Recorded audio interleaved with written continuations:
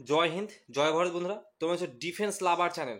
দেখো, তোমাদের আজকে যেটা করাবো সেটা হচ্ছে কারেন্ট অ্যাফেয়ার্স। এই কারেন্ট অ্যাফেয়ার্স এমন একটা গুরুত্বপূর্ণ চ্যাপ্টার যেখান থেকে তোমার প্রত্যেক শিফটে তোমার পরীক্ষায় কিন্তু প্রশ্ন আসবে। তোমাদের অগ্নিবীরে তুমি সে মানে জিডি বলো, ক্লার্ক বলো, টেকনিক্যাল বলো, টেস্টম্যান বলো, তুমি যে কোনো তুমি ক্যাটাগরি থেকে থেকে থাকো না কেন, তোমার কারেন্ট অ্যাফেয়ার্স তোমার 3 থেকে 4টে করে প্রত্যেক শিফটে কিন্তু থাকবে। অর্থাৎ 3টে থাকলে 3 × 2 = 6 নম্বর, 4টে থাকলে 4 × 2 = 8 নম্বর, এখান থেকেই থাকছে। আজকে যা কারেন্ট অ্যাফেয়ার্স করাবো এর বাইরে কিন্তু কিচ্ছু থাকবে না। দেখো, কারেন্ট অ্যাফেয়ার্স খুব ভালো চ্যাপ্টার এবং খুব তাড়াতাড়ি মনে থাকবে তুমি যদি ভক্তি দিয়ে ভালোবেসে জিনিসটাকে পড়ো এবং জানার উদ্দেশ্যে যদি পড়ো। দেখো, এটা খোঁজার উদ্দেশ্যে পড়তে হবে যে কি হচ্ছে দেশের মধ্যে, কে কি আছে না আছে, এই জিনিসগুলো। ঠিক আছে, দেখো একটা ভিডিওতে কারেন্ট অ্যাফেয়ার্স কমপ্লিট করবো। আর একটা কথা বলছি, এই যে কারেন্ট অ্যাফেয়ার্সটা এটা পুরো সাজেশন ক্লাস তোমাদের, ওকে? একবারে পুরো এই যে কারেন্ট অ্যাফেয়ার্স করাবো না, এই একটা শব্দও কিন্তু তোমাকে ছাড়া যাবে না। আমি যা যা ভিডিওর মাধ্যমে বলবো সব তোমাকে একবারে ঝাড়া মুখস্থ করতে হবে। এখনো 9 দিন সময় রয়েছে। তোমার দিনে একবার দুবার করে তুমি অবশ্যই দেখে যাও, 100% তুমি এখান থেকে কমন পাবে। প্রত্যেকজনকে বলছি, এখান থেকে তোমরা কমন পাবেই পাবে, এর বাইরে কারেন্ট অ্যাফেয়ার্স কিন্তু আসবে না। ঠিক আছে, দেখো পিডিএফ যদি সংগ্রহ করতে চাও তাহলে তোমরা আমার টেলিগ্রাম চ্যানেলে যুক্ত হবে, সেখানে পিডিএফ তোমরা পেয়ে যাবে। আর একটা জিনিস আমি বলে দিচ্ছি, পিডিএফ আমি সঙ্গে সঙ্গে দিই না, পিডিএফ 24 ঘন্টার মধ্যে আমি আপলোড করি, টেলিগ্রামে যুক্ত হয়ে থেকেও পেয়ে যাবে। দেখো, ভারতরত্ন, দেখো প্রথমত প্রশ্ন দেখিয়ে দিই। দেখো, 2000 হু receive the Bharat Ratna award in 2014, অর্থাৎ ভারতরত্ন থেকে তোমাদের কিন্তু অগ্নিবীরে প্রশ্ন আসে। তার জন্যই কিন্তু আমি ভারতরত্নটা, অর্থাৎ যেখান যেখান থেকে তোমাদের প্রশ্ন আসে কারেন্ট অ্যাফেয়ার্সে, সেখান থেকেই কিন্তু টপিকগুলো এই আমার ভিডিওতে অ্যাড করা আছে। প্রথমত ভারতরত্ন, ওকে? দেখো, ভারতরত্ন 2025 সালে কোনো রকম ভারতরত্ন পুরস্কার দেওয়া হয়নি, 2024 সালে ভারতরত্ন পুরস্কার দেওয়া হয়েছিল এবং সেই ভিত্তিতে তোমার প্রশ্ন হবে। এখানে একটা শব্দ লিখে রেখেছি, সর্বোচ্চ ভারতীয় নাগরিক সম্মান বা ভারতের সব থেকে বেসামরিক সর্বোচ্চ বেসামরিক সম্মানের নাম হচ্ছে কিন্তু ভারতরত্ন। আচ্ছা, বেসামরিককে আবার কেউ কিছু খারাপ শব্দ ভেবে নিও না। বেসামরিক কথার অর্থ হচ্ছে যে সব থেকে বেশি সম্মানীয়, তাকেই কিন্তু এই ভারতরত্ন সম্মান কিন্তু দেওয়া হয়ে থাকে। এবার তোমাকে যদি বলে আমাদের সর্বোচ্চ সামরিক সম্মান কোনটি, তাহলে সেটা কিন্তু পরমবীর চক্র উত্তর হয়ে যাবে। পাশাপাশি এই দুটো পয়েন্ট কিন্তু আমি তোমাকে ক্লিয়ার করে দিলাম, ওকে? এবার আমাদের টোটাল 4জন কিন্তু ভারতরত্ন পুরস্কার পেয়েছে। এই 4জন ব্যক্তির নাম ভালো করে মনে রাখো। একটা হচ্ছে কর্পূরী ঠাকুর, মনে রাখবে কর্পূরী ঠাকুর পেয়েছে। লাল কৃষ্ণা আডবাণী, লাল কৃষ্ণা আডবাণী পেয়েছে। এবং 3 নম্বর ব্যক্তি যিনি হচ্ছেন MS স্বামীনাথন, প্রত্যেকেই জানো ইনি হচ্ছেন আমাদের সবুজ বিপ্লবের জনক, হচ্ছেন MS স্বামীনাথন, ভারতের সবুজ বিপ্লবের জনক MS স্বামীনাথন। এই সবুজ বিপ্লব কিসের সাথে যুক্ত? ধান এবং গমের সাথে যুক্ত, তাই না?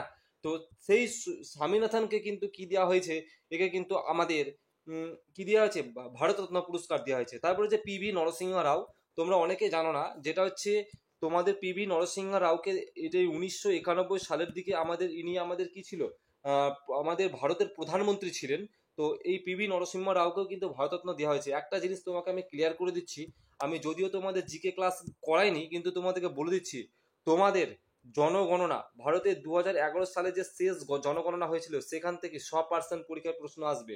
পঞ্চবার্ষিকী পরিকল্পনা 100% প্রশ্ন আসবে। বিভিন্ন নৃত্য দেখবে, আমি SSC জিডির ক্লাস করেছি, পারলে না ওগুলো করে নিও, ওখান থেকে কিন্তু প্রশ্ন আসবে তোমাদের। যদিও আমি সময়ের অভাবের জন্য করাতে পারিনি এই ক্লাসগুলো, এই প্রত্যেকটা টপিক থেকে একটা করে প্রশ্ন কিন্তু আসবে, ওকে? দেখে নাও, চৌধুরী চরণ সিং পেয়ে, তারপরে ইনিও আমাদের কি ছিলেন, চৌধুরী চরণ সিং ইনিও আমাদের প্রাইম মিনিস্টার ছিলেন, অর্থাৎ দেশের প্রধানমন্ত্রী ছিলেন। তো এই যে কটা বললাম না 4জন, এই 4জন ভারতরত্ন পুরস্কার পেয়েছে। তাছাড়া একটা প্রশ্ন আমি ইংরেজিতে দিয়ে রেখেছি, তোমাকে যদি বলে 2014 সালে ভারতরত্ন পুরস্কার কে পেয়েছিল, সেটা কিন্তু সচিন টেন্ডুলকার পেয়েছিল। এই প্রশ্নটা কিন্তু প্রিভিয়াস ইয়ারের সেট থেকে আমার নেওয়া, 2024 সালে এসেছিল। তো এটাও কিন্তু মনে রাখবে, ওকে? প্রত্যেকটা প্রশ্ন কিন্তু গুরুত্বপূর্ণ। আরেকটা জিনিস আমি তোমাদের ক্লিয়ার করে দিচ্ছি, আমি দেখবে অঙ্কের দেখবে আর 2 না 3টে ক্লাস করাতে বাকি আছে। যে 8টা চ্যাপ্টার আমি বলেছিলাম, যে 8টা চ্যাপ্টারের বাইরে কিন্তু প্রশ্ন আসে না, ওই 8টা চ্যাপ্টার থেকে ঘুরিয়ে ঘুরিয়ে প্রশ্ন আসে। তো 2 না 3টে চ্যাপ্টার সময়ের অভাবের জন্য আমি এই 2-3টে ক্লাস আমি করাতে পারছি না। তবে এই 2-3টে ক্লাসের ইম্পর্টেন্ট যে অঙ্কগুলো, সব থেকে গুরুত্বপূর্ণ অঙ্ক, সেটা আমি টাইপিং করে আমি আমার টেলিগ্রামে দিয়ে দেবো, ওকে? টাইপিং করে টেলিগ্রামে দিয়ে দিব, কালকে কিংবা পরশু পেয়ে যাবে। তোমরা পারলে একটু ওগুলোকে একটু সলিউশন করে নিবে কারো কাছ থেকে সাহায্য নিয়ে, ঠিক আছে? ওগুলোর মধ্যেই কিন্তু কমন কিন্তু আসবে, ওকে? এই জিনিসটা তোমাদের কিন্তু আমি ক্লিয়ার করে দিলাম। তারপরে আরেকটা খুব তাড়াতাড়ি আমি অঙ্কের 50টা একবারে টপ 50 অঙ্ক ম্যারাথন ক্লাস আনবো। দেখবে এই 50টা অঙ্ক যদি তুমি করে যাও, দেখবে 4টে থেকে 5টা অঙ্ক তুমি এমনি কমন পাবে। অর্থাৎ 4টে অঙ্ক কমন পেলে 4 দুগুণ 8 পাবে, 5টা পেলে 5 দুগুণ 10 নম্বর তুমি এমনি পাবে। ম্যারাথন ক্লাসটা খুব তাড়াতাড়ি আনবো আমি। দেখে নাও হাইকোর্ট থেকে প্রশ্ন। প্রথমত তোমরা বলবে স্যার হাইকোর্ট থেকেও কি প্রশ্ন আসে? দেখে নাও আমি একটা পিওয়াই কি বলে লিখে রেখেছি, প্রিভিয়াস ইয়ার থেকে এসেছে প্রশ্ন। Who has became the chief justice of Uttarakhand in February 2024? অর্থাৎ ফেব্রুয়ারি মাসের 2024 সালে উত্তরাখণ্ডের যে চিফ জাস্টিস অর্থাৎ বিচারপতি প্রধান বিচারপতি কে হয়েছেন?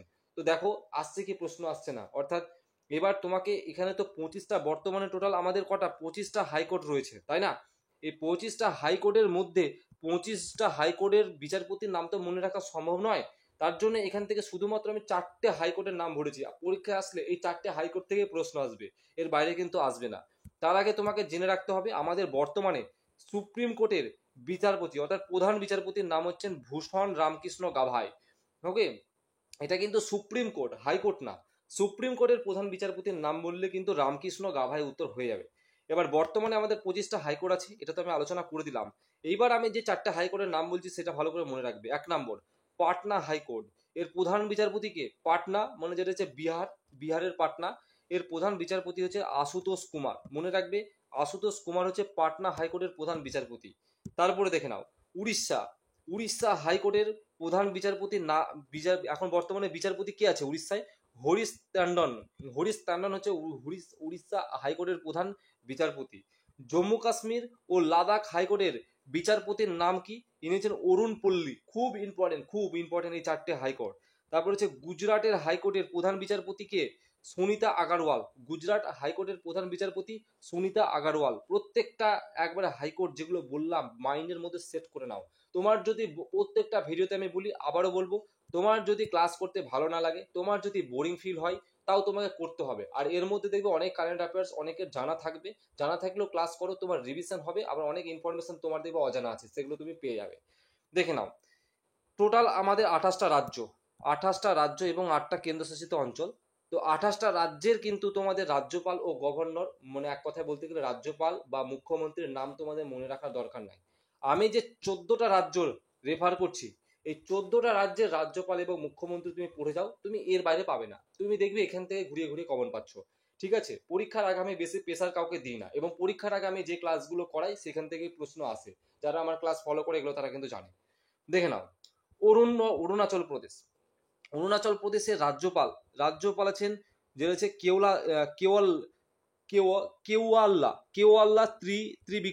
কেওয়াল্লা ত্রিবিক্রম পারনাইক।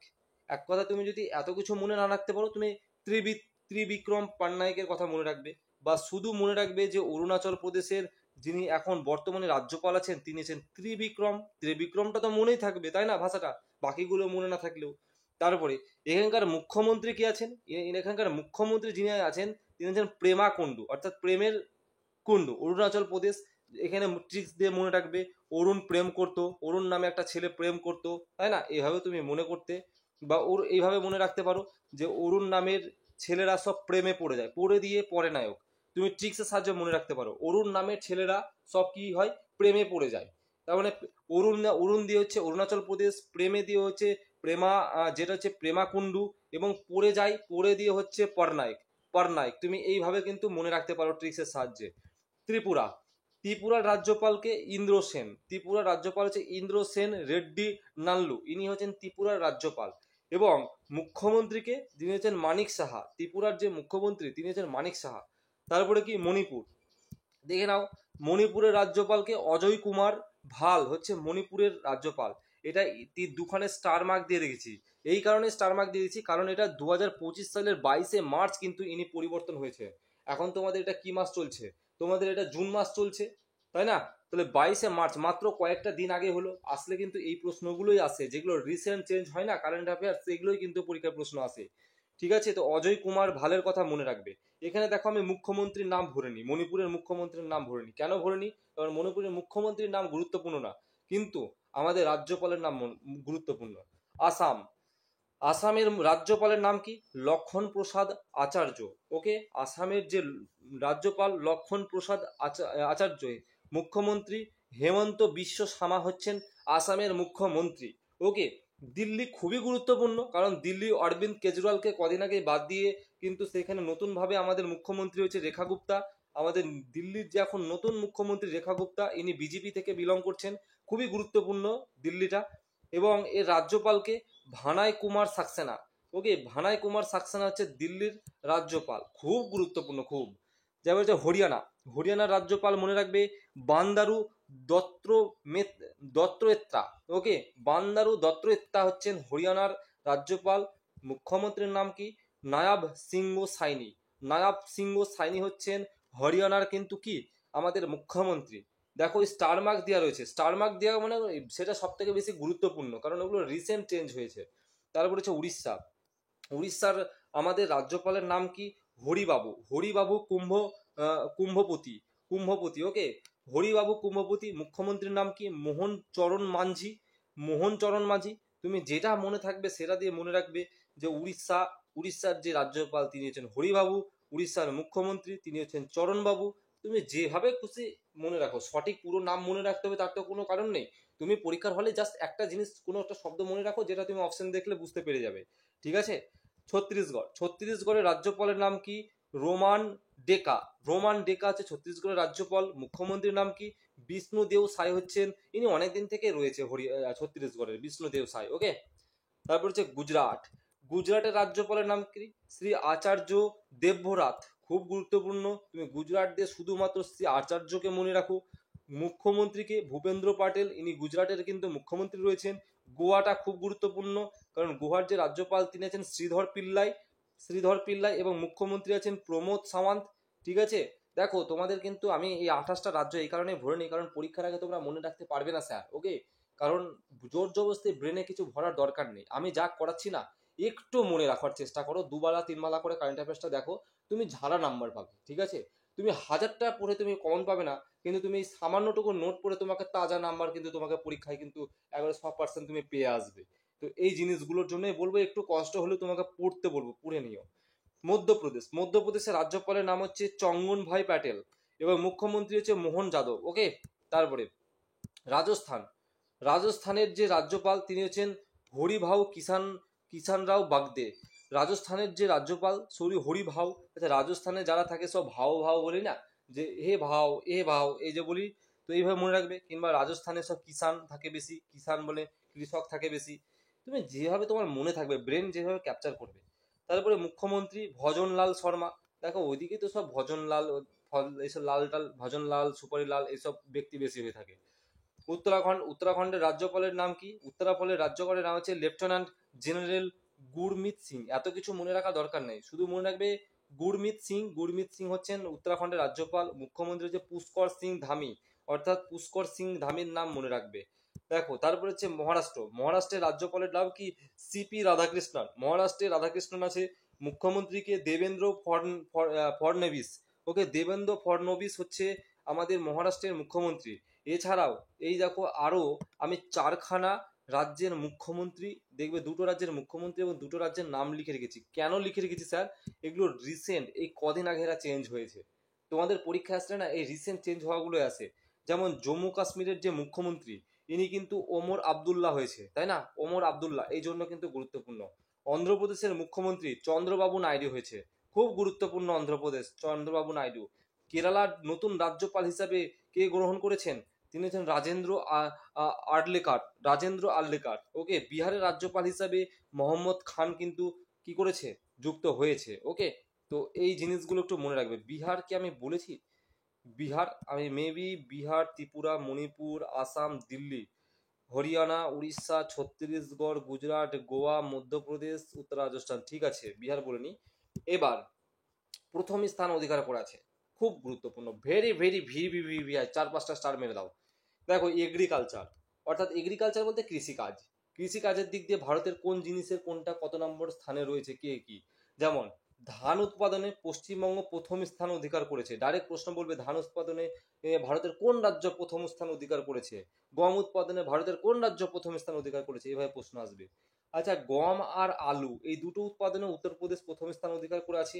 আখ উৎপাদনে উত্তরপ্রদেশ, আখে জানো সুগার ক্যান, হ্যাঁ, সুগার ক্যানকে আমরা ইংরেজিতে বাংলায় আখ বলে থাকি। তো এটা উত্তরপ্রদেশে প্রচুর আখ চাষ হয়, প্রচুর আখ, এই যে জড়ো জড়ো আখ, তারপরে সে চিনি ফিনিগুলো না উত্তরপ্রদেশ থেকে আসে। তারপরে যে পাট চাষ হয় পশ্চিমবঙ্গে, তুলা চাষ হয় গুজরাটে, খুব গুরুত্বপূর্ণ। এগ্রিকালচার থেকে ওই কটাই মনে রাখবে। এবার মিনারেল, কিছু খনিজ পদার্থ রয়েছে, যেমন কয়লা, গ্রাফাইট, লোহা করিক, বক্সাইট, নিকেল, এগুলো সব না কোথায়, এগুলো সব উড়িষ্যা উত্তর, এখানে দেওয়া নেই, আমি লিখে দিচ্ছি, এখানে উত্তরটা আমি লিখিনি। উড়িষ্যা, উড়িষ্যা প্রথম স্থান অধিকার, যে কয়লা, গ্রাফাইট, লোহা করিক, বক্সাইট, নিকেল এসবে প্রথম স্থান অধিকার করেছে উড়িষ্যা, এটা একটু নোটে তুলে নেবে। তারপরে যে হীরা, হিরে উৎপাদনে অর্থাৎ ডায়মন্ড, হিরেতে প্রথম স্থান অধিকার করেছে মধ্যপ্রদেশ। ম্যাঙ্গানিজ, মধ্যপ্রদেশ। দেখো ম্যাঙ্গানিজের মদে দুটো দিয়ে মিল রয়েছে, মনে রাখবে। সোনা উৎপাদনে কর্ণাটক, তোমরা প্রত্যেকে কেজিএফ চ্যাপ্টার মুভি দেখেছো, কেজিএফ, তাই না? সেই কেজিএফ মুভিতে দেখবে যে যে জায়গাটা সিনেমাটা নিয়ে করা হয়েছে, সেই সোনার দেখবে ই বিস্কুটের মুভি সিন আছে, কেউ দেখেছো কি জানি না, দেখবে সেইটা কিন্তু কর্ণাটকে কিন্তু অবস্থিত। হ্যাঁ, তো এইভাবে মনে রাখবে। অভ্র উৎপাদনে ভারতে প্রথম স্থান অধিকার করেছে অন্ধ্রপ্রদেশ। ইউরেনিয়াম উৎপাদনে ভারতে প্রথম স্থান অধিকার করেছে অন্ধ্রপ্রদেশ। পারদ উৎপাদনে প্রথম স্থান অধিকার করেছে রাজস্থান, খুব গুরুত্বপূর্ণ কিন্তু। এবার কিছু গুরুত্বপূর্ণ ঘূর্ণিঝড়ের নামকরণ, যেগুলো রিসেন্ট 2024-এর নভেম্বর ডিসেম্বর এবং 2025-এর শুরুর দিকে, জানুয়ারি ফেব্রুয়ারি মার্চের দিকে যেগুলো হয়েছে, এগুলো থেকে প্রশ্ন আসবে। যেমন হচ্ছে ফেঙ্গল, এগুলো প্রত্যেকটা, এই যে প্রত্যেকটা ঝড়, এগুলো কিন্তু ভারতকে কিন্তু প্রভাবিত করেছে, এর জন্যই গুরুত্বপূর্ণ। এবং এর নামকরণটা কে করেছে সেটা জানতে হবে তোমাকে, পরীক্ষায় নামকরণটাই আসে। বলবে ফেঙ্গল ঝড়ের নামকরণ কে করেছে, তুমি বলবে স্যার সৌদি আরব। দানা ঝড়ের নামকরণ কে করেছে, তুমি বলবে স্যার কাতার। তারপরে রেমেল ঝড়ের নামকরণ কে করেছে, তুমি বলবে স্যার ওম্যান। তারপরে স্যার মিচৌ মিচৌ মিচং ঝড়ের নাম কে করেছে, মায়ানমার। তারপরে হচ্ছে হ্যামন ঝড়ের নাম কে করেছে, হ্যামন ঝড়ের নাম করেছে ইরান। খুব গুরুত্বপূর্ণ যে কটা ঘূর্ণিঝড় বললাম। আচ্ছা, দেখবে আমাদের অনেকগুলো পুরস্কার, দেখবে আমাদের যদি দেশের যে প্রধানমন্ত্রী রয়েছে, রাষ্ট্রপতি রয়েছে, একটা অমুক দেশে গেলে দেখবে তাকে একটা অ্যাওয়ার্ড দেওয়া হয়, সম্মান দেওয়া হয়, পুরস্কার দেওয়া হয়, তাই না? তো এরকম অনেক পুরস্কার দেওয়া আছে স্যার। তোমাকে বলছি একটাই পুরস্কার পড়বে, আসলে এই একটাই পুরস্কার আসবে, তোমাকে লিখে দিলাম আমি। যদি আসে যে পুরস্কার থেকে, তো এইটাই আসবে। প্রধানমন্ত্রী নরেন্দ্র মোদী মিত্র বিভূষণা 2025 সম্মান শ্রীলঙ্কা দ্বারা পেয়েছেন। তাহলে তোমাকে যদি বলে মিত্র বিভূষণা 2025 পুরস্কার কে পেয়েছেন, তুমি বলে স্যার নরেন্দ্র মোদী। কোথা থেকে দেওয়া হয়েছে, তুমি বলে স্যার শ্রীলঙ্কা থেকে। একটাই আসবে যদি পুরস্কার থেকে আসে, হাজার হাজার প্রশ্ন আছে, আমি একটাই এনেছি, ঠিক আছে, এই একটাই আসবে যদি আসে। তারপরে ডিফেন্স ইকুইপমেন্ট, ডিফেন্স মানে তো বুঝতে পারছো আমাদের সেনা, আর ইকুইপমেন্ট মানে যন্ত্রপাতি, তাই না, বিভিন্ন যন্ত্রপাতি। এবার বিভিন্ন ডিফেন্সের ইকুইপমেন্ট আছে, সেগুলো থেকে তোমাকে প্রশ্ন আসবে। তুমি অগ্নিবীরের পরীক্ষা দিচ্ছ আর ডিফেন্স পড়বে না, তুমি এটা হতেই পারে না। যেমন হেলিনা, তোমাকে বলবে স্যার হেলিনা নিম্নলিখিতগুলির মধ্যে কিসের উদাহরণ, তুমি বলবে স্যার এটা একটা anti tank missile. Anti tank missile, বুঝতে পেরেছো? তাহলে স্যার ব্যারাক 8 এটি কি, তুমি বলে স্যার এটা ভূমি থেকে আকাশে নিক্ষেপণ যোগ্য একটা ক্ষেপণাস্ত্র, অর্থাৎ ল্যান্ড টু সারফেস মানে সারফেস টু এয়ার একটা সারফেস টু এয়ার মিসাইল। ওকে, সারফেস মানে ভূপৃষ্ঠ, এয়ার মানে বাতাস, মিসাইল মানে ক্ষেপণাস্ত্র। তো সারফেস টু এয়ার অর্থাৎ ভূমি থেকে, নিচ থেকে মারবে একবারে, ল্যান্ড থেকে, ভূমি থেকে একবার আকাশে গিয়ে যেমন হেলিকপ্টার উড়ুক যা উড়ুক বাস্ট হয়ে যাবে, সেটা হচ্ছে ব্যারাক 8। বিরাট বিরাট পাওয়ার কিন্তু, এগুলো সব 2025-এ কিন্তু এগুলোকে তৈরি করা হয়েছে। রাফাল, প্রত্যেকেই শুনেছো রাফাল, রাফাল একটা যুদ্ধ বিমানের নাম। তারপর বলছে S-400 কি স্যার, S-400 এটা হচ্ছে স্যার বিমান প্রতিরক্ষা একটা ব্যবস্থা, বিমান প্রতিরক্ষা ব্যবস্থা। S-400 খুব গুরুত্বপূর্ণ, ভি ভি ভি ভি ভাই, ভেরি ভাই, মানে কি বলবো, কোনো তুলনা হবে না এরগুলোর।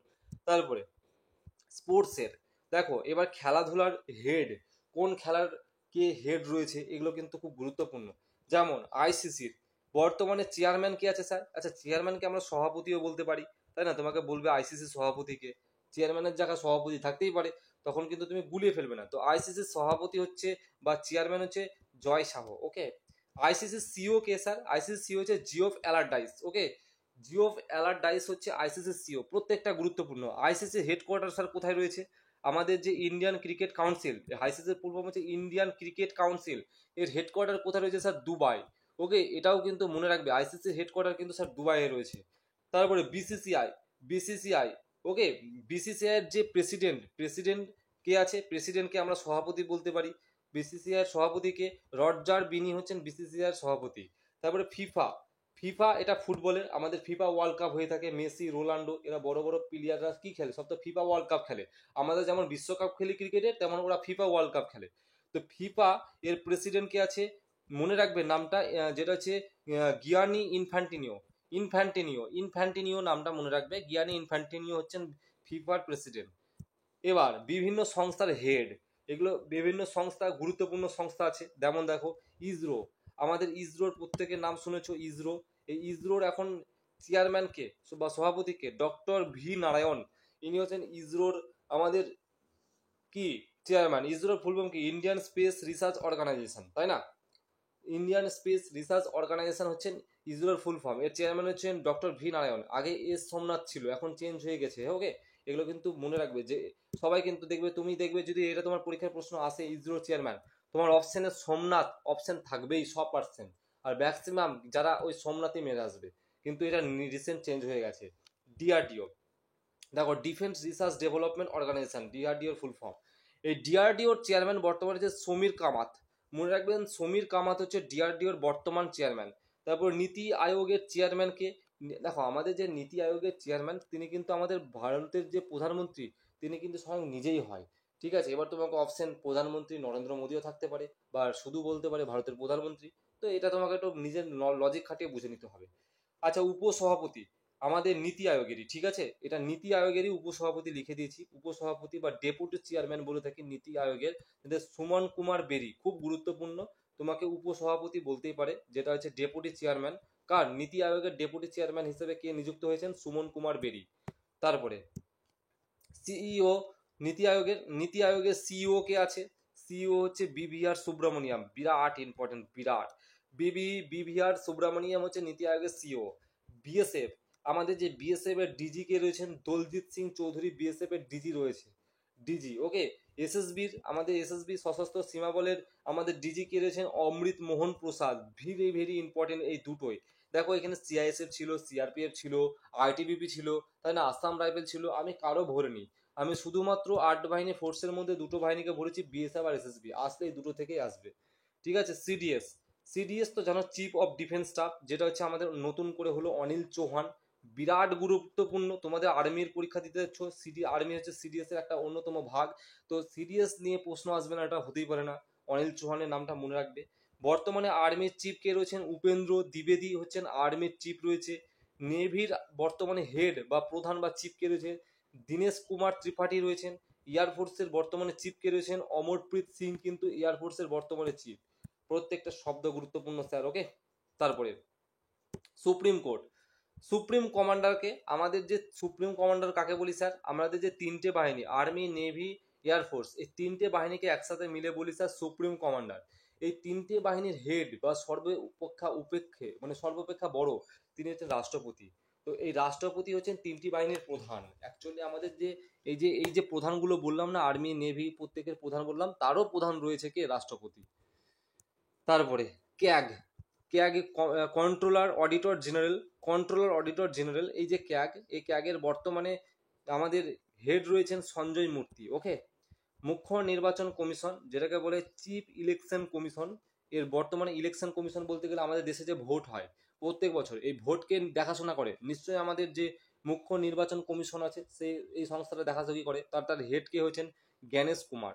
দেখো মনে রাখবে, নির্বাচনে ঠিকঠাকভাবে করাতে গেলে বিরাট একটা জ্ঞানের প্রয়োজন, তার জন্য মনে রাখবে জ্ঞানেশ কুমার, এইভাবে তুমি মনে রাখতে পারো। রাজ্যসভার সভাপতিকে, রাজ্যসভার সভাপতি হচ্ছেন জগদীপ ধনকর, এটা আমি বলে দিয়েছিলাম। আমাদের যে ভারতের উপরাষ্ট্রপতিকে, এটা হচ্ছেন জগদীপ ধনকর।